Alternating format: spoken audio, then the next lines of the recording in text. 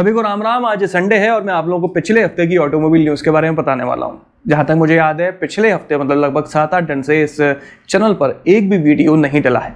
Last video जो है वो शायद संडे की न्यूज़ वाला ही वीडियो है। बिल्कुल भी समय नहीं मिल पा रहा है, काफ़ी बिजी शेड्यूल चल रहा है पिछले कुछ दिनों से और कब तक चलेगा नहीं पता। आज इस संडे के लिए जैसे तैसे समय निकाल कर ये वीडियो मैं बना रहा हूँ। तो चलिए शुरू करते हैं। Volkswagen ID.5 SUV कूप को टीज कर दिया गया है डेब्यू के पहले ही। ये गाड़ी यूरोप में बिकने वाली है, इंडिया हाल फिलहाल नहीं आने वाली, कोई भी ऑफिशियल स्टेटमेंट नहीं है। सुजुकी मिसानो रोडस्टर कंसेप्ट को रिवील कर दिया गया। ये 2 सीटर कार है। 15 और 16 जून को इसका डिस्प्ले किया जाएगा इटालियन ऑटोमोटिव म्यूजियम में।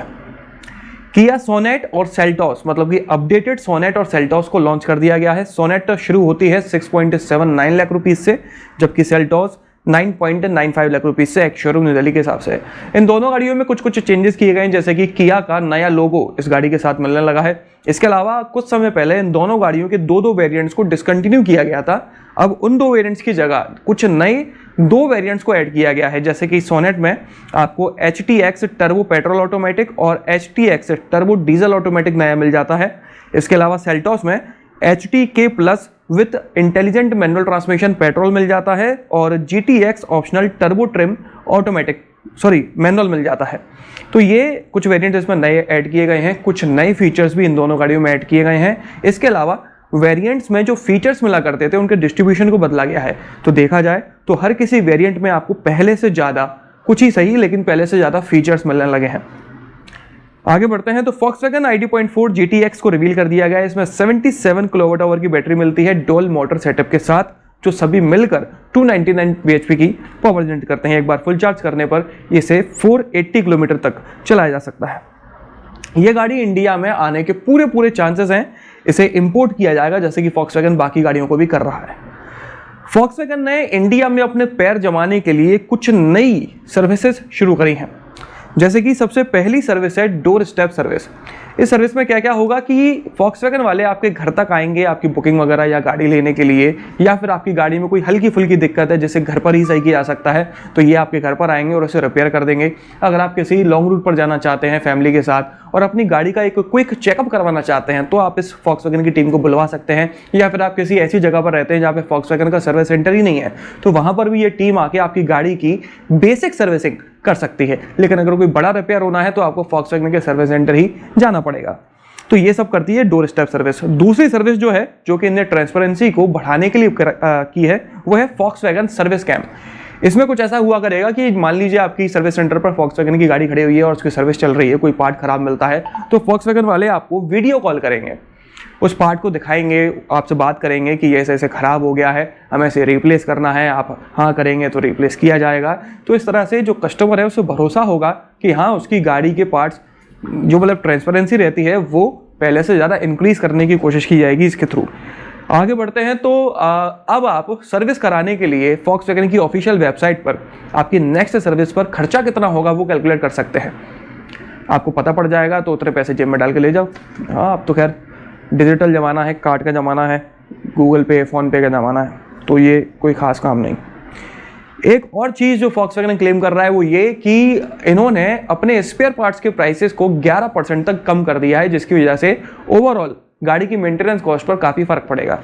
तो ये कुछ इनिशिएटिव्स Volkswagen ने लिए हैं ताकि वो अपनी सर्विसेज को बेहतर कर सकें और सेल्स को थोड़ा तगड़ा बना सकें। आगे बढ़ते हैं तो next generation Honda Civic sedan को रिवील कर दिया गया है। इसमें 2 litre naturally aspirated petrol engine और 1.5 लीटर टर्बोचार्ज्ड पेट्रोल इंजन मिलता है। ग्लोबल मार्केट में बात कर रहा हूं, इंडियन मार्केट की बात नहीं कर रहा हूं। अभी हाल ही में 10th जनरेशन Honda Civic को होंडा वालों ने इंडिया में डिसकंटिन्यू कर दिया है, क्योंकि इसकी सेल्स नहीं हो रही थी। इसलिए मुझे नहीं लगता कि यह गाड़ी इंडिया में बिल्कुल भी आएगी। इंडिया में आपको जल्दी ही नई तरह की रजिस्ट्रेशन प्लेट्स मिलने वाली हैं। रजिस्ट्रेशन प्लेट आप समझते हैं, गाड़ी के पीछे जो नंबर होता है वो। अभी तक आप लोगों को पता होगा कि स्टेट इन रजिस्ट्रेशन को करता है, लेकिन ये अब सेंट्रल गवर्नमेंट किया करेगी। ऐसा नहीं है कि जो स्टेट रजिस्ट्रेशन करता है वो बंद हो जाएगा, लेकिन उसके अलावा सेंटर भी किया करेगी। लेकिन ये रूल अभी तक आम लोगों के लिए नहीं है, ये सिर्फ स्टेट और सेंट्रल गवर्नमेंट के जो एम्प्लॉयज़ हैं उनके लिए है, या फिर वो प्राइवेट कंपनीज जिनके 5 स्टेट से ज़्यादा स्टेट्स में ऑफिस हैं उन लोगों के लिए। कुल मिलाकर बेसिकली ये उन लोगों के लिए है जिन्हें बार बार अपने स्टेट्स चेंज करने पड़ते हैं। इस रजिस्ट्रेशन का फ़ायदा ये है कि आप जितनी बार भी अपना स्टेट चेंज करना चाहें आप कर सकते हैं। आपको बार बार रोड टैक्स नहीं भरना पड़ेगा हर बार किसी नई स्टेट में जाके। अभी तक जो रूल है वो काफ़ी कॉम्प्लिकेटेड है। जैसे फॉर एग्जांपल मान लीजिए कि मेरी गाड़ी में एमपी का रजिस्ट्रेशन है, एमपी का नंबर है मेरे पास, और मेरी जॉब लग जाती है यूपी में, अपनी गाड़ी में ले जाना चाहता हूँ, तो एक लिमिटेड टाइम तक तो मैं वहाँ पर गाड़ी बिना किसी प्रॉब्लम तक रख सकता हूँ, यूज़ कर सकता हूँ। लेकिन उसके बाद में मुझे यूपी का रोड टैक्स भरना पड़ेगा और उसके लिए मुझे काफ़ी कॉम्प्लिकेटेड प्रोसेस से होकर गुजरना पड़ता है। यहाँ से रोड टैक्स लो, फिर वहाँ पे जाके दोबारा भरो, कई सारी चीज़ें होती हैं, अलग अलग स्टेट पर अलग अलग तरीके की कहानियाँ हैं। तो इस कॉम्प्लिकेशन को ख़त्म करने के लिए स्पेशली उन लोगों के साथ जिन लोगों को बार बार ये करना पड़ता है, ये रजिस्ट्रेशन लागू किया गया है या होने वाला है। इस रजिस्ट्रेशन का फ़ायदा ये होगा कि आपसे सिर्फ 2 साल का रजिस्ट्रेशन फीस ली जाएगी, मतलब कि रोड टैक्स लिया जाएगा। अभी तक क्या होता है कि हम जो रोड टैक्स देते हैं वो 15 साल तक का होता है। तो इस तरह से जो गाड़ी की कॉस्ट है वो भी कम होगी इन लोगों के लिए। और हर 2 साल में आपको वो टैक्स भरना होगा नेक्स्ट 2 ईयर्स के लिए। तो इस तरह से गाड़ी चलते रहेगी और आपको बार बार रोड टैक्स अलग अलग स्टेट में नहीं भरना होगा। अगर आप पेट्रोल गाड़ी लेते हैं जिसकी कॉस्ट 10 लाख से कम है तो 8% टैक्स होगा। 10 से 20 लाख की कॉस्ट है तो 10% टैक्स होगा, और 20 लाख से ऊपर है तो 12% टैक्स होगा। अगर आप इलेक्ट्रिक कार लेते हैं तो इसमें 2% का टैक्स कम हो जाएगा। इसी तरह से अगर डीजल लेते हैं तो इसी में 2% का टैक्स बढ़ जाएगा। तो ये कुछ नए रूल्स इंडियन गवर्नमेंट अप्लाई करने वाली है। तो जो नंबर प्लेट्स आपको मिला करेंगे वो कुछ ऐसी होंगी कि सबसे पहले उसमें मैन्युफैक्चरिंग ईयर लिखा होगा। फॉर एग्जांपल मान लीजिए कि आप 2021 में गाड़ी खरीदे हैं तो उसमें सबसे पहले 21 लिखा होगा। उसके बाद IN लिखा होगा जो कि डिनोट करता है इंडिया को।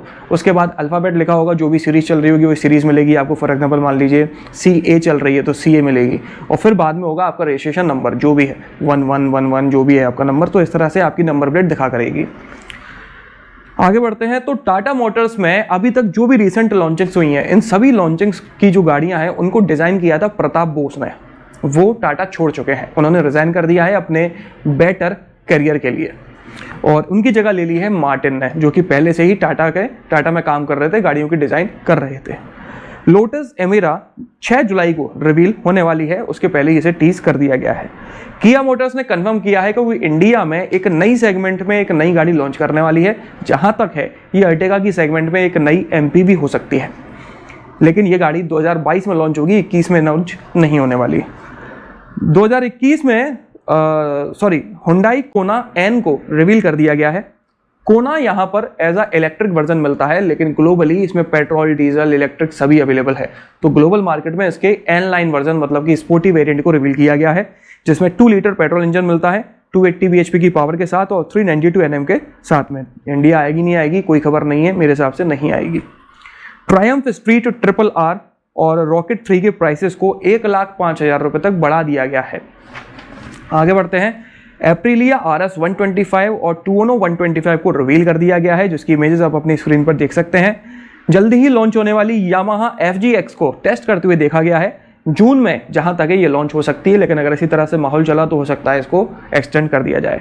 हार्ले डेविडसन की पूरी रेंज 2021 की जो भी रेंज है उसे रिवील कर दिया गया है। एक शुरू न्यू दिल्ली के हिसाब से इसके प्राइसेस लगभग 10,11,000 रुपये से शुरू होकर 35 लाख रुपये तक की इसकी हार्ले डेविडसन की रेंज है इंडिया में। हार्ले डेविडसन पैन अमेरिका 1250 के प्राइसेस को रिवील किया गया है, ये लगभग 16.9 लाख रुपीस की मिलती है। एप्रिलिया SXR 125 के प्राइसेस को ऑफिशियल वेबसाइट के थ्रू रिवील किया गया है, 1.15 लाख रुपीस की ये मिला करेगी। रॉयल एनफील्ड ने एक शॉटगन नाम का ट्रेडमार्क लिया है, हो सकता है कि ये एक नई 650cc मोटरसाइकिल हो इंडिया में। उसको वरना ई-पायलन इलेक्ट्रिक बाइक कंसेप्ट को रिवील किया गया है। इसमें 8 किलोवाट की बैटरी मिलती है जो 10.8 bhp की पावर जनरेट करती है और एक बार फुल चार्ज करने पर 100 किलोमीटर तक चलाई जा सकती है। सुजुकी GSX S1000 को अनवील कर दिया गया है। CF Moto 800 MT को रिवील कर दिया गया है, इसमें 799cc पैरेलल ट्विन इंजन मिलता है। सुजुकी हायाबुसा को 16.4 लाख रुपीस में लॉन्च किया गया था और लॉन्च होने के कुछ 3 दिन के अंदर ही इसके फर्स्ट बैच सोल्ड आउट भी हो गया। ये गाड़ी की धूम अभी तक है। इसमें 1340cc का 4 सिलेंडर इंजन मिलता है जो 190 bhp की पावर जनरेट करता है और 150 Nm का टॉर्क जनरेट करता है। तो इस हफ्ते की न्यूज़ बस इतनी ही थी। घर पर रहिए, सुरक्षित रहिए, अपनों का ख्याल रखिए और वो ख्याल आपसे शुरू होना चाहिए। तो चलिए इस वीडियो में तो बस इतना ही। अगर आपको ये पसंद आया हो तो इसे लाइक कर दीजिएगा, इस चैनल को सब्सक्राइब कर लीजिए और बेल आइकन को दबाना बिल्कुल ना भूलना। आपका दिन शुभ रहे। धन्यवाद।